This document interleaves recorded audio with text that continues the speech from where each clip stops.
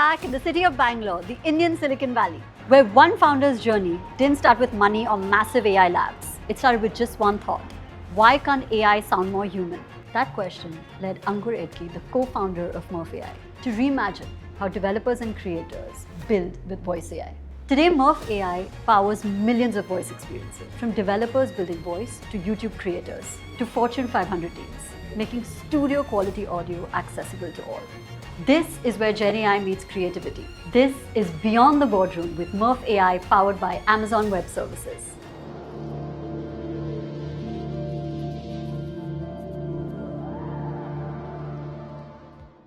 Welcome to Beyond the Boardroom, Ankur, or you can welcome me because I'm at your office, whichever way you want to begin. Yeah, so welcome here. Yeah. Thank you so much. It's lovely to do this with you and hear a little bit about your journey, the things that you're building, and talk a little bit about AI. So we'll do all of those in parts. Sure. We'll start with your childhood in Bhopal and then gradually to the three words that all Indians love, IIT. Okay. That's way back. Yeah, way back. So tell me a little bit about your childhood. What is it that you wanted to do? What was your upbringing like? I don't know if I remember what I wanted to do, but definitely had an engineering bent of mind. My grandfather was a professor of physics. I was very intrigued. I was learning physics myself. I used to put silly questions to him. I thought he'd not be able to answer. And then my dad was an engineer as well. There's one thing to have a degree in it, and another to actually love what you do, and you would go as far as fixing his car himself all the time, which I don't dare do now. But those sort of things inspired me to kind of always go after that sort of thing. And yeah, so led to early coding as well. I started probably at the age of 9, had my first computer, wrote some code. I was also interested into astronomy and those kind of sciencey things, so married them a little bit with coding as well.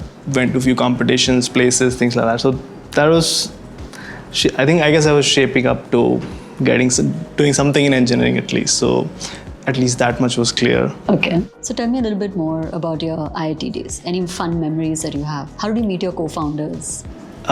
Yes, so both my co-founders from IIT, we were the same batch. One of them was my roommate, actually.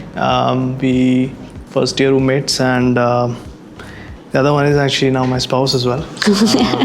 So we met in a robotics club, another passion of mine, and yeah, that's where we met, and we were friends, of course, throughout the period, and post that we stayed in touch. And back then I was a lot into robotics, as I think mentioned a little bit. Built a lot of weird kinds of robots as well. Was into once I built a pipe climber. It was hard to convince people of its utility, but it was just fun. Then I also went into Robocop, where I tried to build a home robot, and one of the tasks there was this seems silly in hindsight, is just to be able to pick a bottle of juice and be able to pour it in a glass. That was one of the tasks. So did your robot win? It tried a lot. Okay. And poured a lot of stuff on the floor and and on the table, and of course we didn't win the competition, but it was fun, and found a lot of friends in the journey.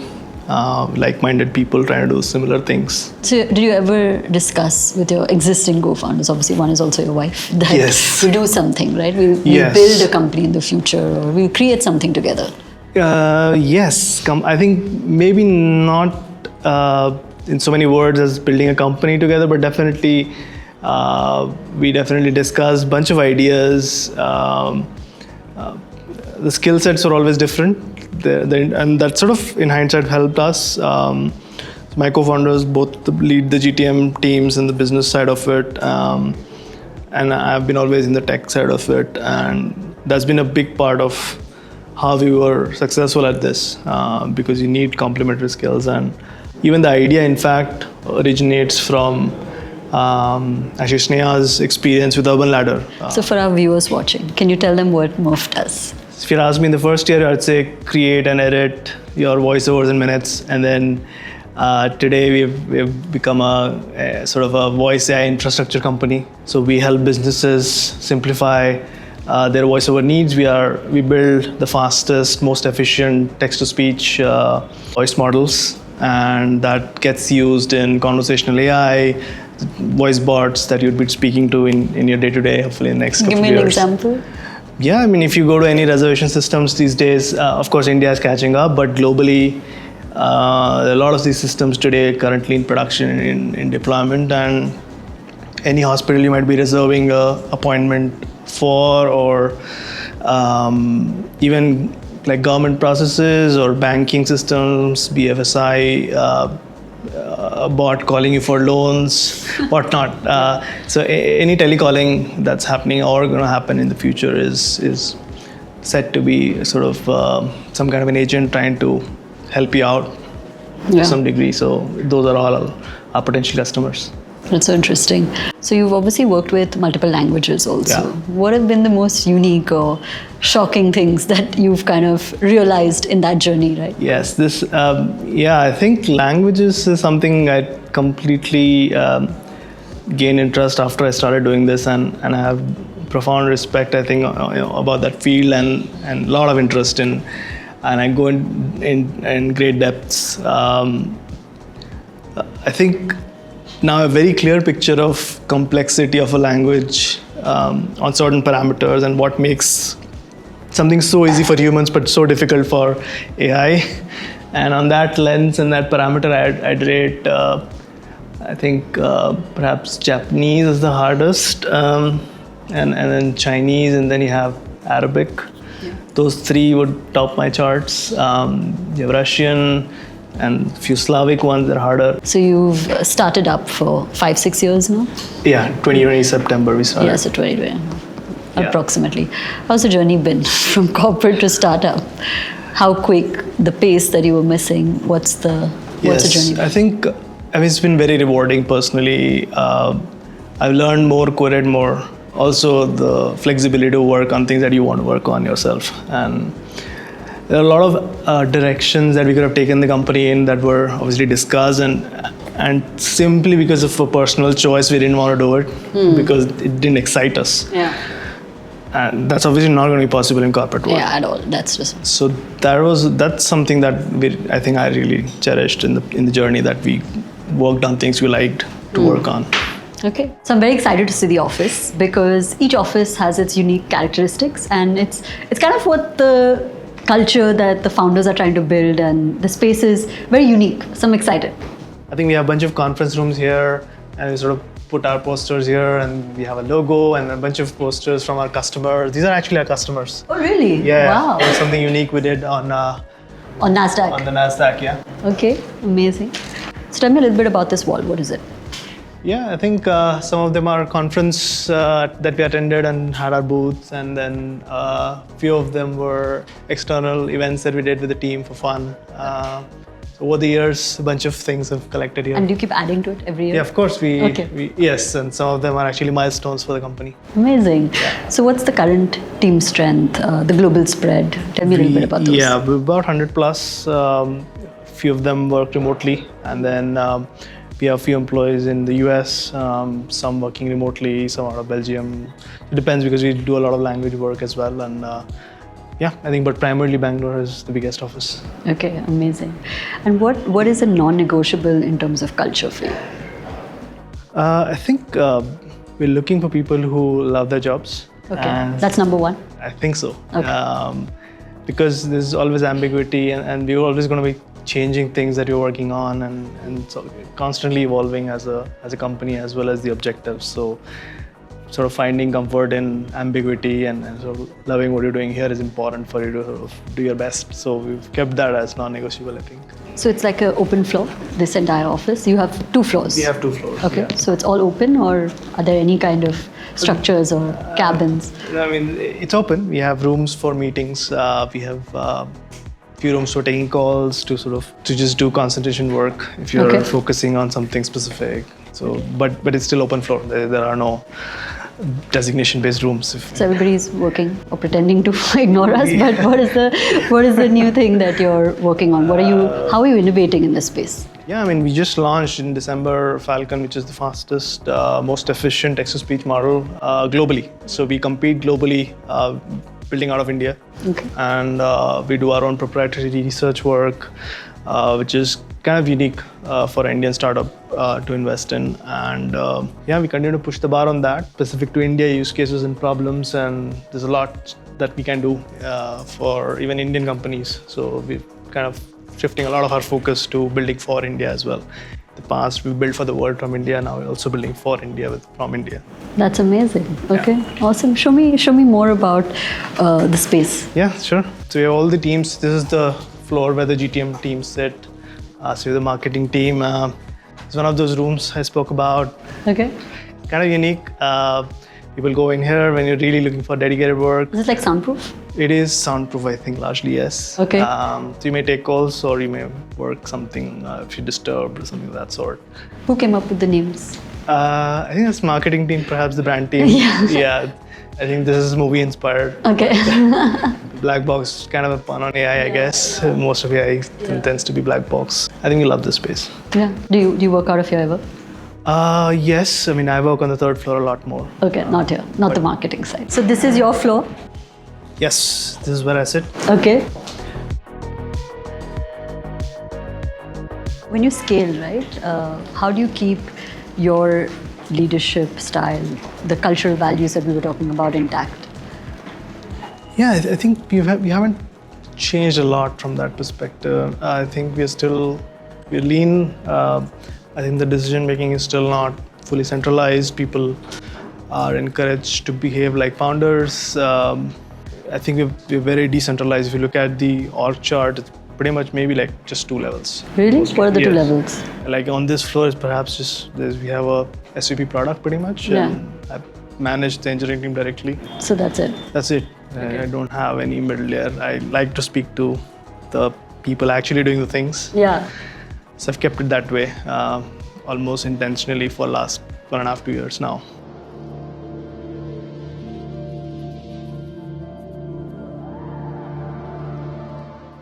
Welcome, Sneha. You are amazing, and we've heard good things about this floor and that floor. But I'm very happy to welcome you as COO and co-founder. So thank you for doing this with us. Thank you. Thanks to you for sort of sparing time for this shoot at the office, and yeah, welcome to our office. Yeah, we're very, very happy to have you here. We've had a fun shoot so far, but we're now going to talk about all things AI, and it's so relevant, obviously, right? Everybody's talking about it, but we'll talk about how it's actually impacted you. So what's the one thing that has most impacted on a personal level before AI and after AI for you guys? I think I'll go first. I think a lot of my time used to go in sort of like summarizing meetings. I do a lot of meetings through the week, and I'm a bit of an obsessive person when it comes to meeting notes and sort of follow through on that. I think that bit has absolutely been taken care of by AI. The other bit that I also used to spend a lot of time on was just, identifying opportunities, sizing them and stuff. I think that's another bit that I've completely delegated to AI in a lot of ways now. Yeah. Okay. How about you? I think I like to spend most of my time developing. So most of my development tools are now shifted to being more AI first, and all the Googling that you would do earlier is pretty much now gone with the software development AI tools. You have LLMs to thank for. Whether it completely increased my productivity, I don't know, but I'm able to do a lot more prototyping now than I could do in the past. In fact, I would go as far as saying I can do a lot more multitasking with it because I don't have to be in the specifics of every line now. Correct. I just give it some instructions at least, and as far as I know the structure of it gets done. So it's helped me do a lot more multitasking, I think, from a development perspective. Okay, and what about at a granular level, right? How are Murf voices, how much different are they from human voices? Can you really tell the difference? Is it almost impossible to catch? Like, what degree are we talking about? Yeah, it's at least for me. I think we've been I have been testing the voices from the very beginning of Murf. In fact, I was the one that, very early days when it was just like two of us starting out, and I heard the first version. I was like, this could work. This could really sort of change how we do things in media production, right? And these days, I think even for me, it's sometimes like really hard to tell which is like our voice actor recording and which is like a TTS output now. It's gotten really close. But I'll let Ankur talk more through about some of the enhancements that has led to that journey. When we started out, the world wanted perfect voices. That trend has shifted to people looking for realistic voices. The definition of realistic is no more perfect, but imperfect. You're looking for same kind of mistakes humans make, same fumbling, same filler words, and that's what we've been trying to bring into our voices. And to sound natural, you have to be a lot more disfluent rather than fluent. And I think we've cracked that quite well with our Falcon launch. And a large part of it is also the responsiveness now, because you're not just listening to the voice in isolation, but actually having a conversation with it. So how fast it responds to you is a big part of the naturalness, and whether it sounds human or not.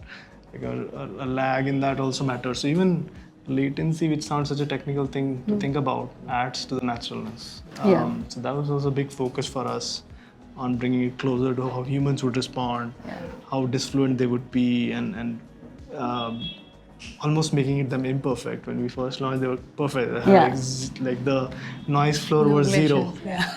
Also like some things like those other filler words. We had to train it on those, and earlier we had to clean our training data from them to make it perfect. But that's the shift. No, that's actually, happened. we're like, in fact, we're adding them back for some use cases. We have use cases like conversational AI where customers actually expect that, when you call a customer and if you're actually sitting in a call center, there's going to be like some kind of ambient noise. And Correct. expect us to replicate that back, add it back to the voice. Okay. So yeah, we've seen quite a shift happen in that sense, in the last 5 years. Okay, so we're going to cue a clip of two voices. Welcome to Amazon Customer Care. My name is Anisa. How may I help you today? We apologize for the inconvenience. Firstly, may I confirm your account details, please? May I have your full name? Welcome to Amazon Customer Care. My name is Anisa. How may I help you today? We apologize for the inconvenience. Firstly, may I confirm your account details, please? May I have your full name? Let's talk about partners. Obviously, as you scale, you require partners to kind of take that movement to scale and go in that direction. And you're also processing large volumes, like millions of audio renders are processed every month. So how has a partner like AWS helped you and your capabilities, your Gen AI capabilities at scale? Yeah, they've been significant, of course, from day one. I mean, when we started the company, I think probably for the first 6 months, I think I was the only one writing the code. Wow. So I chose AWS from day one, and I don't think we've wavered from that since September of 2020. Of course, a huge help in terms of just the stability. We don't have to worry about the infrastructure side of things. There's already a lot of new things that we're trying to do. Just to give you a sense on the recent launch that we did with Falcon, I think we are the only company providing conversational AI text-to-speech in data residency in 11 regions. And it's largely backed by AWS infrastructure, and that feature did not take us anything more than like 3 weeks or something to launch from inception. So it was just impossible without someone like AWS where we can easily auto-scale based on the demand as the demand peaks and goes down across the globe based on the hour of the day. And there is predictive scaling, a big part of what we need to do. And a lot of those things come packaged with AWS, and that makes it really easy for a small team to launch big ideas really quickly. Yeah, especially during traffic spikes, right? Because the one thing you worry about is, okay, I'll launch, but I don't want to crash. So how has AWS kind of enabled you during those peaks, which is, I don't know, new product launches or viral kind of, things that you're trying to create? How does it help you not crash? I mean, we've chosen architectures with that in mind from day one. I mean, if you look at most of AWS products, just the fact that the SLA is so well defined on what we can expect at what peak traffic loads from that product, and we can rest assured that that's going to be actually met is a big part of designing our architecture. So we've always chosen products in the right way from AWS, and they always held up to the promise. So it's been incredible. I think even for our app, be it our app or our GPUs that we use for inferencing our models, all those scalability challenges were well taken care of. I think the promises that the documentation makes, we don't even have to check with them. Yeah. It works. And how quickly can you go from, say, idea to execution because of AWS? Like, can you give me an example of something that you all thought up and then it was executed? We've had things go live in like as soon as like couple of weeks. Really? Yeah, we've had some sort of I would say tools or smaller part of products that have gone live like really, really quickly. And that includes like testing time at our end, otherwise the development is much lesser.